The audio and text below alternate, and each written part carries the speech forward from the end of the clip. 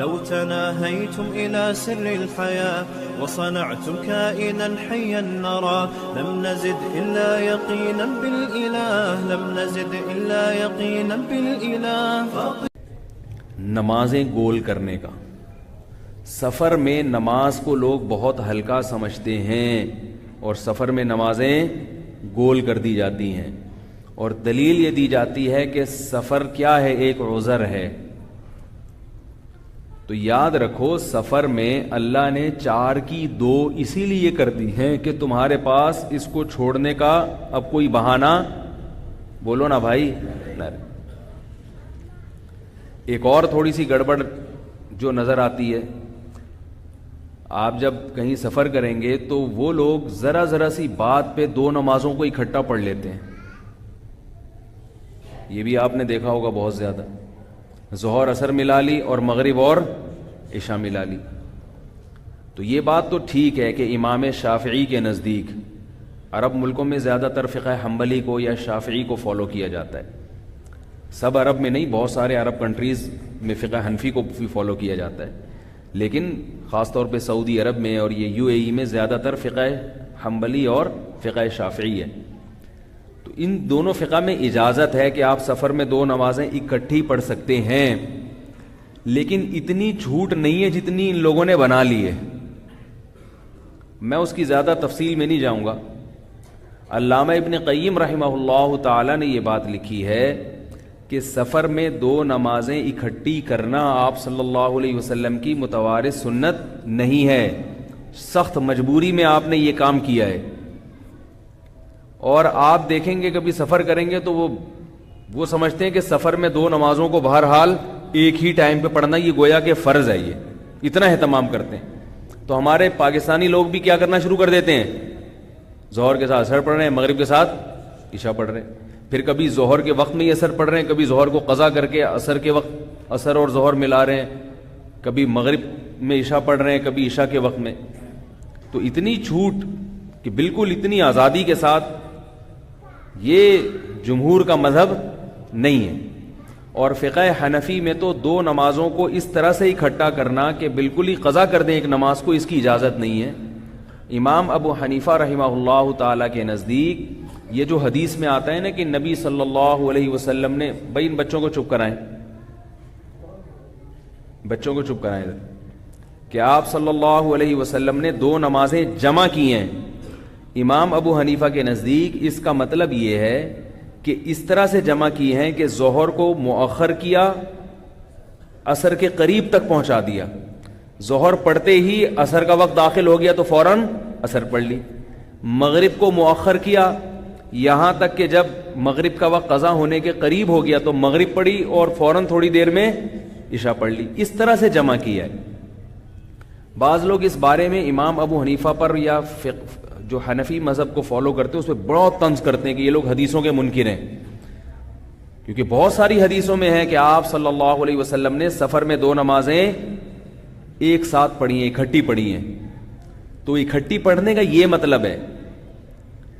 بعض لوگ یہ کہتے ہیں کہ حدیث میں تو آتا ہے کہ آپ صلی اللہ علیہ وسلم نے ظہر کو عصر کے وقت تک لے گئے، یعنی عصر گویا عصر کے وقت میں داخل کر دیا.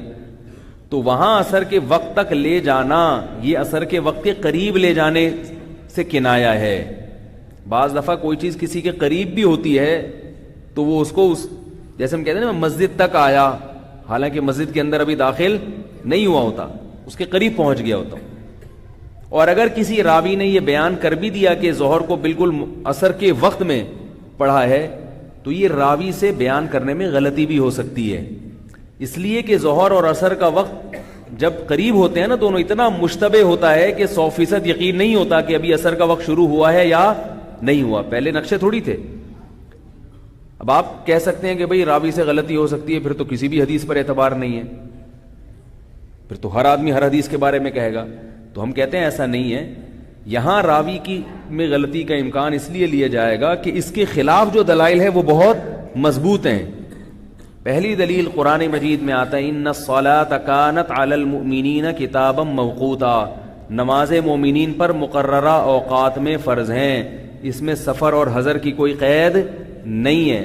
دوسری دلیل صحیح حدیث ہے ترمذی کی، عبداللہ ابن مسعود رضی اللہ تعالی عنہ جو نبی کے سفر اور حضر کے ساتھی ہیں، انہوں نے فرمایا کہ آپ صلی اللہ علیہ وسلم نے نماز کو کبھی بھی اپنے وقت سے مؤخر نہیں کیا، کبھی بھی نہیں کیا، سوائے 2 موقع پہ جو حج کے ہیں، ورنہ کبھی بھی نہیں کیا آپ صلی اللہ علیہ وسلم نے، نہ مقدم کیا نہ مؤخر کیا، ہمیشہ ہر نماز اپنے وقت پہ پڑھی ہے۔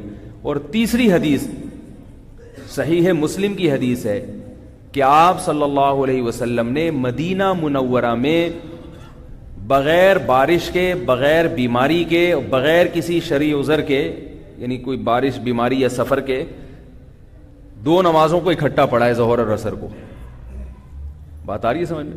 یہاں اگر ہم اس حدیث میں بھی اکٹھے کا وہی معنی لے لیں تو اس کا مطلب کیا ہوا کہ آپ سفر کے بغیر بھی 2 نمازیں جمع کر سکتے ہیں، حالانکہ اس کا کوئی بھی قائل نہیں ہے۔ تو یقیناً یہاں جمع کرنے کا کیا مطلب ہے؟ نماز اپنے اپنے وقت پہ پڑھی، مگر ظہر کو مؤخر کیا اور عصر کو مقدم کیا ہے۔ تو جیسے یہاں جمع کرنے کا جو مطلب ہے، تو امام ابو حنیفہ کے نزدیک سفر میں جہاں بھی جمع کا مسئلہ آئے گا تو وہاں جمع کرنے کا بھی وہی مطلب ہوگا۔ یہ حدیث بہت زبردست قرینہ ہے اس پر، اور عبداللہ ابن عمر رضی اللہ تعالی عنہ سے صحیح سند سے ثابت ہے کہ سفر کر رہے تھے تو آپ نے دیکھا، آپ کی زوجہ کا خط آیا کہ میں بستر مرگ پر ہوں، میری موت واقع ہونے والی، آپ جلدی آئیں۔ تو آپ جلدی گئے ہیں، سفر کیا ہے آپ نے، تو مغرب کی نماز نہیں پڑھی آپ نے، آپ کے ساتھیوں نے کہا کہ آپ مغرب پڑھیں، آپ نے اس کو مؤخر کیا، مؤخر کیا، مؤخر کیا، یہاں تک کہ راوی کا بیان ہے کہ جب بالکل شفق احمر غائب ہونے کے قریب، یعنی مغرب کا وقت قضا ہونے کے قریب ہو گیا، تو اس وقت آپ نے مغرب کی نماز پڑھی، تھوڑی دیر انتظار کیا اور پھر فوراً عشاء کی نماز پڑھ لی۔ تو امام حنیفہ کے نزدیک چونکہ نماز بہت بڑی عبادت ہے، اس میں احتیاط والا پہلو لازم ہے، تو جب تک اس کے خلاف 100% مضبوط دلائل جس میں تعویل ممکن ہی نہ ہو، وہ جب تک ثابت نہیں ہوں گے، تو امام صاحب فرماتے ہیں کہ سفر ہو یا حضر، آپ کو نمازیں اپنے وقت کے اندر ہی پڑھنی ہے، نماز نہ قضا کر سکنی ہے اور نہ دوسری نماز کو پہلے وقت میں پڑھنا ہے۔ لیکن چونکہ مسئلہ بہرحال اختلافی ہے، دوسرے ائمہ اس کے قائل ہیں، تو علماء نے لکھا ہے کہ شدید مجبوری میں دوسرے فقہ کو فالو کیا جا سکتا ہے۔ وہ شدید مجبوری کیا ہے کہ نماز ہی نہیں پڑھنے دے رہا ڈرائیور آپ کو، پہلے تو بس ڈرائیور جب نماز نہ پڑھنے دے اس سے تھوڑا سا پھڈے بازی بھی کریں، اسلام میں بعض موقع پہ تھوڑے بہت پھڈے بازی بھی، بولو نا بھائی، جائز۔ اگر آپ کو قضاء حاجت کا تقاضا ہو اور پھر آپ اس سے لڑتے ہو یا نہیں لڑتے؟ ڈرائیور سے، پائلٹ سے تو نہیں لڑ سکتے، وہ تو ٹھیک ہے نا، ٹھیک ہے نا۔ پی آئی اے کے واش روم میں پانی بھی ختم ہو جاتا ہے، پی آئی اے کے واش روم میں، ابھی میں پچھلی دفعہ آ رہا تھا پی آئی اے سے، تو وہ جو ہے نا وہ واش روم کے باہر بوتل لے کے گلاس لے کے کھڑے ہوئے ہیں، جو بھی واش روم میں جا رہا ہے پانی ڈال کے دیا گلاس میں، جی جائیے۔ تو یہ حال ہے، اندازہ لگاؤ آپ۔ تو اگر کسی کو تقاضا ہو تو ڈرائیور سے لڑتے ہیں نا کہ بھائی مجھے پیشاب آ رہا ہے، روکو گاڑی، روکو گاڑی، روکو گاڑی، اس وقت کوئی یہ نہیں کہتا بس چپ کر کے بیٹھ جاؤ۔ نماز کا ٹائم گزر رہا ہوگا تو بس ڈرائیور سے کچھ بھی نہیں کہتے، ایک دفعہ پوچھ لیتے ہیں ہاں بھائی روکے گا، وہ کہہ نہیں روکے گا نہیں، چلو بعد میں قضا پڑھ لیں گے۔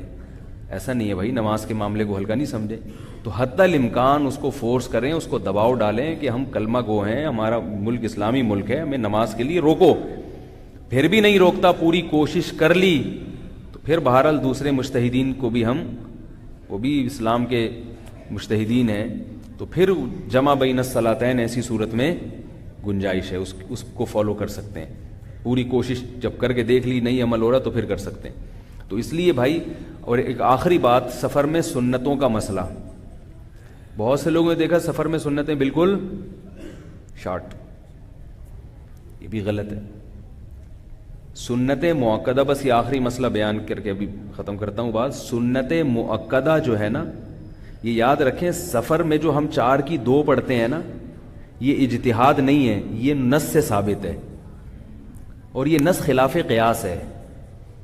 یہ نص کیا ہے؟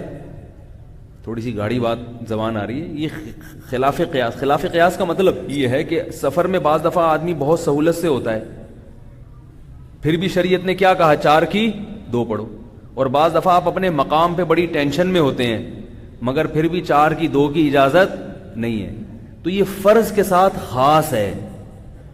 سنت مؤکدہ کا تعلق سفر سے ہے ہی نہیں، سنت مؤکدہ کا تعلق اس سے ہے کہ اگر آپ کسی ٹینشن میں ہیں، جلدی میں ہیں، تو سفر ہو یا حضر ہو آپ سنت مؤکدہ چھوڑ سکتے ہیں، اور اگر کسی ٹینشن میں نہیں ہے، جلدی نہیں ہے، تھکاوٹ نہیں ہے، تو سفر ہو یا حضر ہو سنت مؤکدہ مؤکد ہی رہتی ہے۔ ہر آدمی فنٹر بن رہا ہے آج کل۔ اب سفر میں آپ کہیں اسلام آباد جا رہے ہیں، آپ 15-14 دن کے لیے اسلام آباد میں آپ جائے ہوٹل میں یا کسی کے گھر میں جا کے ٹھہر گئے، آپ ایئر کنڈیشن روم میں کھانا کھایا، سو گئے، اٹھے، بالکل کوئی ٹینشن نہیں ہے، اب آپ نے 14 دن ادھر ہی مزے سے رہنا ہے۔ اب میں دیکھ رہا ہوں لوگ سنتیں ہی نہیں پڑھ رہے، بھائی ظہر کی 4 سنت پڑھ لو، 2 فرض پڑھ لو، تو کہہ رہے ہیں جب اللہ نے 4 کی 2 کر دی جو فرض تھے، اب دیکھو یہ کیا ہے، فنٹر گیری یہ کیا ہے، مجتہد بنے میں۔ جب اللہ نے 4 کے 2 کر دیے تو وہ 4 کیوں پڑھوں میں پوری، وہ تو بالکل وہ جو فرض تھے وہ آدھے ہو گئے، تو سنت تو بالکل غائب ہونی چاہیے۔ تو بھائی اپنی طرف سے خام خواہ کے فنٹر بننے کی کوشش نہ کریں۔ 4 کے 2 اس لیے ہو گئے کہ اس میں قضا کا آپشن نہیں ہے، آئی بات سمجھ میں، اس میں قضا کا کوئی آپشن ہے نہیں، اس لیے اللہ نے وہ خود ہی 2 کر دیے کہ اب تم نے اس کو نہیں چھوڑنا۔ سنتوں میں قضا کا آپشن ہے کہ اگر تکلیف میں ہو، مشقت میں ہو تو چھوڑی بھی جا سکتی ہیں، اور جب تکلیف نہیں ہے، مشقت نہیں ہے، تو وہ پوری رہتی ہیں اور وہ مؤکدہ ہی رہتی ہیں۔ آپ صلی اللہ علیہ وسلم کی صحیح حدیث سے ثابت ہے کہ آپ نے سفر میں سنتیں بھی پڑھی ہیں۔ ہاں جلدی میں ہے، ڈرائیور نکل جائے گا، وہ پٹھان ڈرائیور زر زر کوا، کبھی بس سے جا رہے ہو نا تو ابھی اترتے ہیں نہیں، وہ پہلے سے زر کوا، مجھے تو یہ لفظ ہی وہاں سے یاد ہوا ہے، وہ واش روم میں بیٹھنے نہیں دیتا، وہ ایک دم پاؤں بجانا شروع کر دے گا۔ تو ایسی کنڈیشن ہے، آپ سفر میں اترے ہوئے، تو وہاں میں ساتھیوں سے یہ کہتا ہوں بھائی صرف فرض پر اکتفا کرو۔ وہاں بھی لوگ خوشو خضو سے باقاعدہ سنتوں میں لگ گئے، تو پھر خود بھی تکلیف ہوگی، مسافروں کو بھی تکلیف ہوگی، راستے میں ٹریول کر رہے ہیں یا ایئرپورٹ پہ ہیں، جہاز اڑنے والا ہے، صرف فرض پڑھیں، آپ سنتیں چھوڑ دیں، یا ٹرین میں سفر کر رہے ہیں فرض پڑھ لیں آپ۔ لیکن جب کسی مقام پہ پہنچ گئے، تسلی سے نہا دھو لیے، بالکل فریش ہو گئے، تو پھر سنت مؤکدہ ویسی ہی ہوتی ہیں جیسے سنت مؤکدہ یہاں ہوتی ہے۔ سمجھ رہے ہیں کہ نہیں سمجھ رہے؟ تو یہ کچھ احکام تھے، اللہ تعالی ہم سب کو سمجھنے کی، عمل کرنے کی توفیق عطا فرمائے۔